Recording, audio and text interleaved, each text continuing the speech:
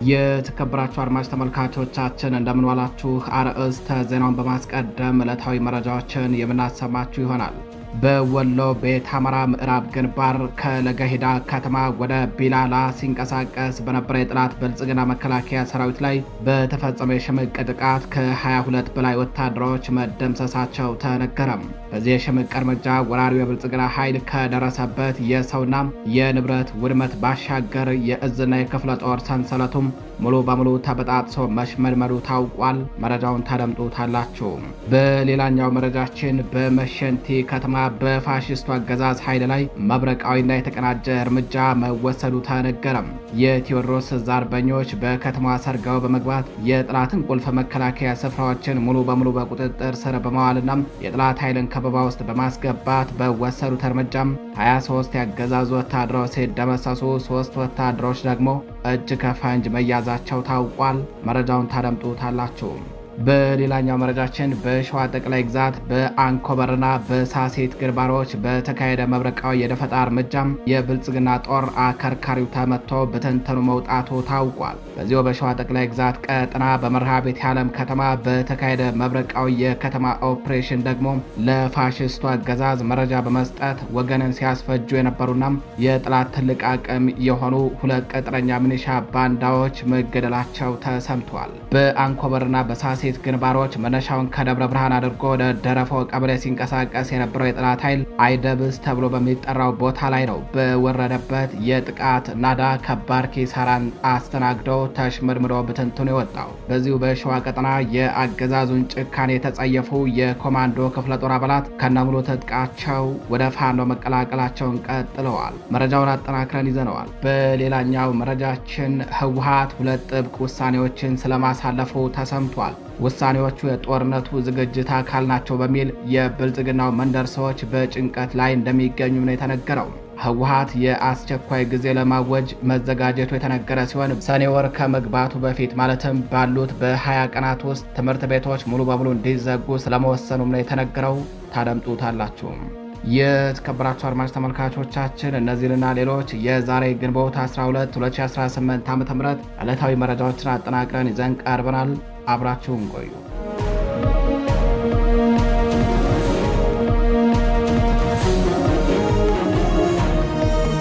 ወደ ቀዳሚው መረጃችን እናልፋለን። በወሎ ቤት አማራ ምዕራብ ግንባር ከለገሂዳ ከተማ ወደ ቢላላ ሲንቀሳቀስ በነበረው የጠላት ኃይል ላይ በተወሰደ እርምጃ ከ22 በላይ የጠላት ኃይሎች ሲደመሰሱ የጠላት እዝና ሰንሰለቶ በጥስጥሱ መውጣቱ ታውቋል። የአማራን ህዝብ ለመጨፍጨፍ ከለገሂዳ ቢላላ ወይንም ክሬ ገበያ ተብሎ ወደሚጠራው አካባቢ ሲንቀሳቀስ የነበረው አርመናዊ አገዛዝ ስልጣን ጠባቂ ጦር በምኒልክ ዕዝ አርበኞች በተከፈተበት መብረቃዊ የሽምቅ ጥቃት አከርካሪው ተሰብሮ መሽመድመዱ ታውቋል። በአማራ ምድር ላይ የዘር ማጥፋት ዘመቻ እያካሄደ ባለው የጥቁሩ ናዚ አብይ አህመድ የጥፋት ቡድን ከግንቦት 10 እስከ ትናንት ግንቦት 11 2018 ዓ.ም ድረስ በለገሂዳ ከተማ በኩል ወረራ ለመፈጸም ባደረገው ሙከራ የጀብደኛው ምኒልክ ዕዝ 105ኛ ኮር 33ኛ ክፍለ ጦር አርበኞች በወሰዱበት ጥብቅ እርምጃ የጠላት ኃይል ከባድ ኪሳራን ተከናንበዋል። በክፍለ ጦሩ ስር ከመብረቅና ከንስር ሬጅመንት የተውጣጡ አሃዶች ከለገሂዳ እስከ ጃማ ድረስ ባለው ቀጠና ጠላትን አድፍጠው በመጠበቅ የጠላትን የእዝና የክፍለ ጦር ሰንሰለት ሙሉ በሙሉ በጣጥሰውታል። በአውደ ውጊያው በአጠቃላይ ከ22 በላይ የጠላት ብልጽግና ተላላኪ ወታደሮች ሲደመሰሱ በርካታ የጦር መሳሪያዎችን በፋኖ ቁጥጥር ስር ውለዋል።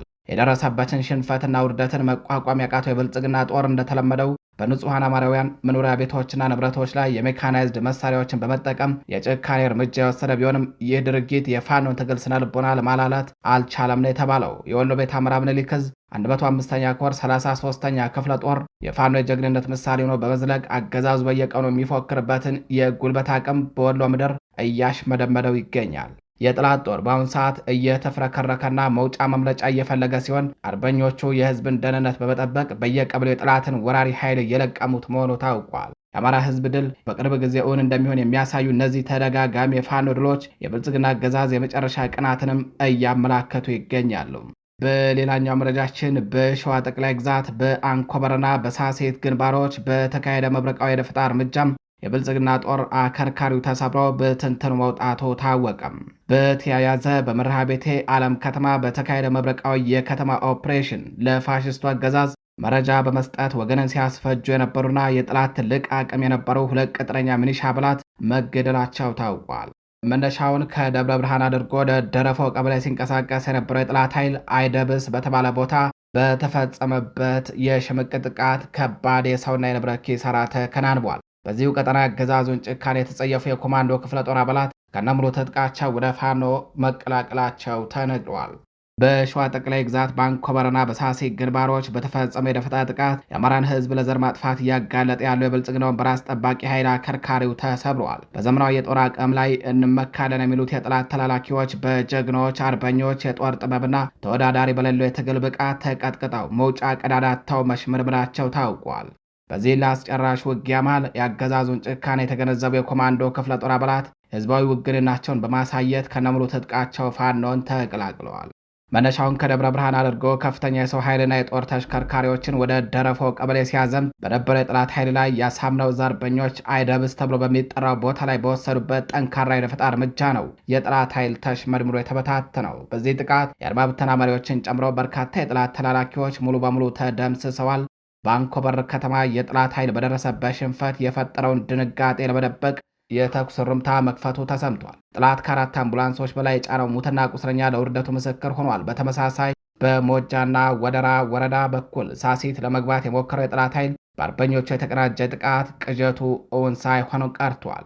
የጠላት ኃይል የሽንፈት ቁጣውን በንጹሃን ላይ ለመወጣት የሞርተር ሩምታ ቢሰነዝርም የፋኖን የጥበብ ውጊያ መቋቋም ሳይችል ቀርቶ ጦርነቱን ተሸንፈዋል። በሌላ በኩል የብልጽግና ኃይል የውስጥ መፈራረስ በግልጽ እየታየ ነው። በ103ኛ ኮማንዶ ክፍለ ጦር አባላት አገዛዙ በህዝብ ላይ የሚፈጽመውን ግፍ በመጸየፍና በመቃወም ከነሙሉ ትጥቃቸው ማለትም ዘመናዊ ጥቁር ክላሽንኮቭ መሳሪያዎችን ካዝናዎችንና የደረት ትጥቆችን እንደያዙ ወደ ጀግናው ፋኖ ገብተዋል። ይህ ድርጊት አገዛዙን ክፉኛ በማደናገጡ የመጨረሻ የጥፋት ቀኑ መቃረቡን በግልጽ አሳይቶታል። የፋኖ ልዩ የጦር ብልሃትና የህዝብ አጋርነት ተዳምሮ የብልጽግናን ኃይል በአራቱም አቅጣጫ እያፍረከረከውና እያሽመደመደው ስለመሆኑም ተነግሯል።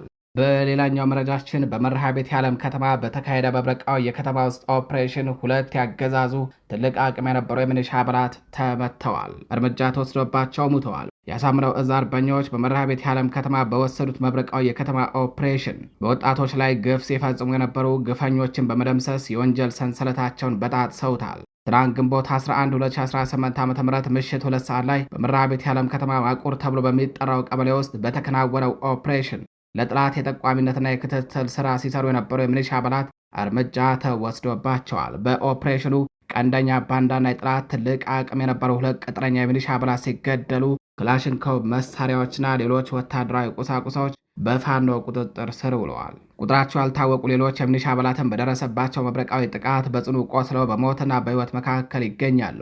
የፋሽስቱ ኃይል በተወሰደበት እርምጃ ተስፋ በመቁረጥና በመሽመድመድ በከተማ ውስጥ በየአቅጣጫው ጥይት እየተኮሰ ማደሩም የሽንፈቱ ምልክት ተደርጎ ተወስዷል። አገዛዙ በደራ ቀጠና የጀመረውን የአርሶ አደሩ ንብረት የማውደም ዘመቻም በምንጃር ሸንኮራ ወረዳ አከለል ተብሎ በሚጠራው አካባቢ ልዩ ቦታው ቃቂቻ ቦካን ጫካ ላይም አባብሶ ቀጥሎታል። ከ1989 ዓ.ም ጀምሮ በማህበረሰቡ ተሳትፎ የቆየውን ጥቅጥቅ ደን የኦሮሚያ ልዩ ኃይል ትናንት ግንቦት 11 2018 ዓ.ም ከማለዳ ጀምሮ በእሳት አቃጥለውታል። እሳቱን ለማጥፋት የደረሱትን የአካባቢውን የአማራና የኦሮሞ ማህበረሰብ እናንተ አያገባችሁም በማለት በጠመንጃ እያስፈራሩ ያባረሩት የኦሮሚያ ልዩ ኃይልና የሚሊሻ አባላት ይህ የጥፋት ተግባር በአስተዳደሩ ፍላጎት የተፈጸመ መሆኑን በይፋ አረጋግጠዋል። የብልጽግና አገዛዝ በከተሞችም ሆነ በገጠር በሰውም ሆነ በተፈጥሮ ሀብት ላይ እያደረሰ ያለው ጥቃት የፍጻሜው ምልክት ነው። የተከበራቸው አድማጭ ተመልካቾቻችን ወደ ሌላኛው መረጃችን እናልፋለን። በመሸንቲ ከተማ በፋሽስቱ አገዛዝ ኃይል ላይ መብረቃዊና የተቀናጀ ጥቃት ተፈጸመ። በአማራ ፋኖ ብሔራዊ ንቅናቄ የቴዎድሮስ ዕዝ 102ኛ ኮር 22ኛ ክፍለ ጦር ስር የመሸንቲ ሬጅመንት አርበኞች መሸንቲ ከተማ ውስጥ ጥሰው በመግባት በፋሽስቱ አገዛዝ ኃይል ላይ ስኬታማ እርምጃ መውሰዳቸው ታውቋል። በጥንቃቄ በተነደፈውና በጉምቱ የጦር ሊቃን በተመራው በዚህ ኦፕሬሽን የፋኖ አናብስቶች ወደ ከተማ ሰርገው በመግባት ያጫደርን የጠላት መቆጣጠሪያ ኬላ ቀድሞ በቁጥጥር ስር ከዋሉ በኋላ በርካታ የጠላት ኃይልን ደምስሰው አንጸባራቂ ድል ተቀዳጅተዋል። የፋኖ ሰራዊት ስልታዊውን ስፍራ ከያዘ በኋላ የአድማ ብተናና የመከላከያ ጥምር ኃይልን ከበባ ውስጥ በማስገባት አይቀጡ ቅጣት ቀጥቶታል። በዚህ መብረቃዊና የተቀናጀ ጥቃት 18 ያገዛዙ ወታደሮች ሲገደሉ 5 የሚሆኑት ደግሞ በከባድ ሁኔታ ቆስለዋል። እንዲሁም 3 ወታደሮች እጅ ከፈንጅ ተማርከዋል። ቀሪው የጠላት ኃይል የፋኖን ብርቱ ክንድ መቋቋም ባለመቻሉ እግሬ አውጪ ፈርጥጧል። በዚህ ድንገተኛ ጥቃት ክፉኛ የተደናገጠውና የተፍረከረከው ያገዛዙ ሰራዊት በከፍተኛ መቅበዝበዝ ያለና የሌላ ኃይሉን አግበስብሰው በማንቀሳቀስ ሙትና ቁስለኛውን ተሸክሞ ፈርጥጧል። አድማጭ ተመልካቾቻችን መረጃዎቻችን እንደቀጠሉ ናቸው። ወደ ሌላኛው መረጃችን እናልፋለን።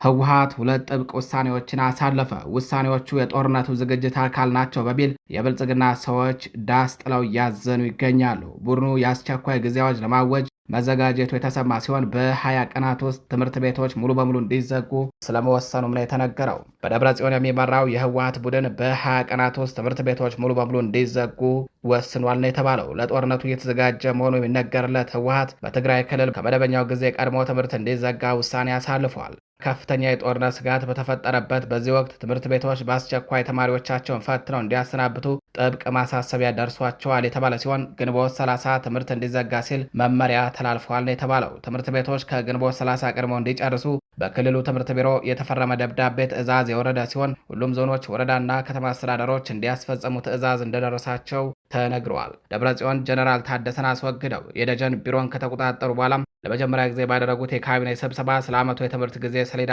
መወያየታቸውም ታውቋል። ካቢኔው ስለ ትምህርት ውይይት ማድረጉ ከተገለጸ ከቀናት በኋላ ነው ትምህርት ቤቶች ተማሪዎቻቸው እንዲያሰናብቱ መመሪያ የተሰጣቸው ተብሏል። የዓመቱ ትምህርት ከመደበኛው ጊዜ አንድ ወር ቀድሞ እንዲዘጋ የተወሰነው ክልሉ ውጥረት ውስጥ በገባበት ወቅት ነው። በዚህም ትምህርት ቤቶች ተማሪዎቻቸውን ከግንቦት 30 በፊት እንዲበትኑ መመሪያ በመውረዱ በነዋሪዎች ዘንድ የግጭት መቀስቀስ ስጋቱን አይሎታል። ትምህርት ቤቶች በተሰጣቸው ማሳሰቢያ ዘል መመሪያ መሰረት ከመደበኛ እቅድ ውጭ ለተማሪዎቻቸው ፈተና ሰጥተው ግንቦት 30 ለመዝጋት እየተዘጋጁ ነውም ተብሏል። አብዛኞቹ ትምህርት ቤቶች የዓመቱን ተማሪዎች ፈተናም ከሚቀጥለው ሳምንት ጀምሮ ለመስጠት እየተዘጋጁ ስለመሆኑም ተገልጿል። የዓመቱን ትምህርት ገና ያላጠናቀቁ ተማሪዎች በድንገት ፈተና ወስደው ትምህርት እንዲዘጋ ከተነገራቸው በኋላ በወላጆቻቸው በኩል ስጋት ተፈጥሯል። ትምህርት ቤቶች ለምን ከመደበኛ ጊዜ አንድ ወር ቀድሞ ትምህርት እንዲዘጉ ማድረግ እንደተፈለገ የሚያውቁት ነገር እንደሌለም ወላጆች ተናግረዋል። ምንም እንኳን ትምህርት ቀድሞ ለመዝጋት በቀጥታ የተሰጠ ምክንያት ባይኖርም ወላጆች የሰሙት ተባራሪ መረጃ ስለመኖሩ ይናገራሉ። ይኸውም ስልጣን በኃይል የተቆጣጠረው ህወሓት የትግራይ ህልውና አደጋ ስለገጠመው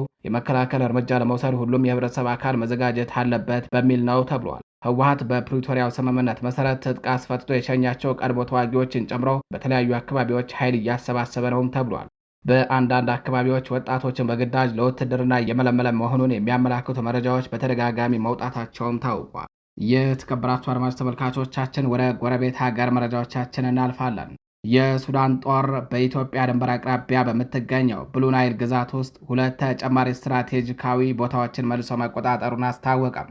የሱዳን ጦር ከፈጥኖ ድራሽ ኃይሎች እና ከአብደልአዚዝ አልሂሉ ከሚመራው የሱዳን ህዝብ ነጻነት ንቅናቄ ሰሜን ጥምር ኃይሎች ጋር ያደረገውን ከባድ ውጊያ ተከትሎ በደቡብ ምስራቅ ብሉ ናይል ግዛት የሚገኙ ሁለት ቦታዎችን መልሰው መቆጣጠሩን ገልጿል። ሱዳን ትሪቡን የሱዳን ታጣቂዎች 4ኛ እግረኛ ክፍለ ጦር መግለጫን ጠቅሶ እንደዘገበው የጦር ሰራዊቱና አጋሮቹ ተዋጊዎችና የኤስፒኤልኤምኤን አዛዥ ጆሴፍ ቱካ ታማኝ ከሆኑ ኃይሎች ጋር ከባድ ውጊያ ካደረጉ በኋላ የከረንና የዱካ የተባሉ ከተሞችን መልሰው መቆጣጠራቸው ታውቋል። ጦሩ በውጊያው በተቃዋሚ ኃይሎች ላይ ከፍተኛ የሰው ኃይል ጉዳት ማድረሱንም እንዲሁ የወታደራዊ ይዞታዎችንና ትጥቆችን ማውደሙን ገልጿል። ከኢትዮጵያና ከደቡብ ሱዳን ጋር በሚያገናኘው ስትራቴጂካዊ አቀማመጡ ምክንያት በሱዳን የእርስ በርስ ጦርነት ውስጥ ቁልፍ በሆነው በብሉ ናይል ግዛት ውስጥ በቅርቡ በተቀሰቀሰው ውጊያ ምክንያት በሺዎች የሚቆጠሩ ሰላማዊ ሰዎች ተፈናቅለዋል። ቀደም ሲል መጋቢት 8 2018 ዓ.ም የሱዳን ጦር በደቡብ ምስራቅ ብሉ ናይል የምትገኘው የኮር ሐሰን ከተማን ከፈጥኖ ደራሽ ኃይሉ እጅ ማስለቀቁን አስታውቆ ነበር። የብሉ ናይል ግዛት መቆጣጠር ወደ መካከለኛው ሱዳንና ቁልፍ የሎጂስቲክና አቅርቦት መስመሮች ለመድረስ እድል የሚሰጥ በመሆኑ ክልሉ ከጊዜ ወደ ጊዜ የግጭቱ ዋነኛ ማዕከል እየሆነ መጥቷል። ባለፉት ወራት የፈጥኖ ደራሽ ኃይሎችና የኤስፒኤልኤምኤን ኃይሎች ባደረጉት የተቀናጀ ዘመቻ የድንበር ከተማዋን ኩሩሙክን እንዲሁም አካባቢው መቆጣጠር ከቻሉ በኋላ በአካባቢው ያለው ውጊያ በከፍተኛ ሁኔታ ተባብሷል። የሱዳን መንግስት የኢትዮጵያና የተባበሩት አረብ ኤምሬትስ ለፈጥኖ ደራሽ ኃይሉ ድጋፍ እያደረጉ ነው በማለት በተደጋጋሚ እየከሰሰ ቢሆንም ሁለቱ ሀገራት የሚቀርብባቸውን ክስ አስተባብለዋል። የብሉ ናይል ግዛት ከኢትዮጵያ ጋር ያለው ቅርበት ከግጭቱ ጋር ተያይዞ ያለውን ቀጠናዊ ውጥረት ይበልጥ ማባባሱ በሰፊው ተዘግቧል። ወደ ባህር ማዶ መረጃችን ስናልፍ ኢራን በሆርሙዝ ሰርጥ ውስጥ የተቀበሩ የኢንተርኔት ኬብሎችን ክፍያ ልትጠይቅ መሆኑን አስታወቀች። የሆርሙዝ ሰርጥ መዘጋት በዓለማችን የነዳጅ ስርጭት ላይ ትልቅ እንቅፋት የፈጠረ መሆኑም ይታወቃል። ኢራን በዚህ ወሳኝ መንገድ ለማለፍ በሚፈልጉ መርከቦች ላይ አዲስ የክፍያ ስርዓት እንደምታወጣ የገለጸ ሲሆን ሲኤንኤን እንደዘገበው አሁን ደግሞ በዚህ ሰርጥ ውስጥ ወደ ተቀበሩት የኢንተርኔት ኬብሎች ፊቷን አዙራለች ተብሏል። ለእነዚህ የተቀበሩ ኬብሎች ክፍያ እንዲሰጣት የሚጠይቅ ምክረ ሀሳብ እያዘጋጀ ስለመሆኑም ተሰምቷል። በምክረ ሀሳቡ የማይስማሙ ድርጅቶች ካሉ ኬብሉ እንደሚቋረጥባቸው የሚገልጽ ማስጠንቀቂያ እየሰጠች መሆኑን የጠቀሰው ዘገባው የኢራን ወታደራዊ ቃል አቀባይ ኢብራሂም ዞልፋ ጋሃሪ በኢንተርኔት ኬብሎች ላይ ክፍያ እንጥላለን በማለት ባለፈው ሳምንት በኤክስ ገጻቸው ላይ መጻፋቸውን አውስቷል። በሌላ በኩል ለኢራን አብዮታዊ ዘብ ቅርበት ያላቸው ሚዲያዎች እንደዘገቡት ይህ እርምጃ የሚመለከታቸው ትልልቆቹ የቴክኖሎጂ ኩባንያዎች ማለትም እንደ ጎግል፣ ማይክሮሶፍት፣ ሜታና አማዞንን የመሳሰሉት ናቸው። እየተዘጋጀ ባለው መመሪያ መሰረት እነዚህ ኩባንያዎች ከመሬት ስር ለተቀበረው ኬብል ዓመታዊ የፍቃድ ክፍያ እንዲከፍሉ የሚደረግ ሲሆን በተጨማሪም እንደ ጥገና ያሉ ስራዎችን በኢራናውያን ድርጅቶች የማከናወን ግዴታ የሚጣልባቸው ይሆናል። እነዚህ ከምድር በታች የተቀበሩት የፋይበር ኦፕቲክ ገመዶች በአህጉራት መካከል የኢንተርኔትንና ዳታን የሚያስተላልፉ ሲሆን ከተቆረጡ የሚያስከትሉት ተጽዕኖ ከባድ መሆኑን ባለሙያዎች ይናገራሉ። የተከበራችሁ አድማጭ ተመልካቾቻችን ለዛሬ ግንቦት 12 2018 ዓ.ም ይዘናቸው የነበሩት ዕለታዊ መረጃዎቻችን እነዚህን ይመስላሉ። ከቀሪ የጣቢያችን ዝግጅቶች ጋር ቸር ቆዩ።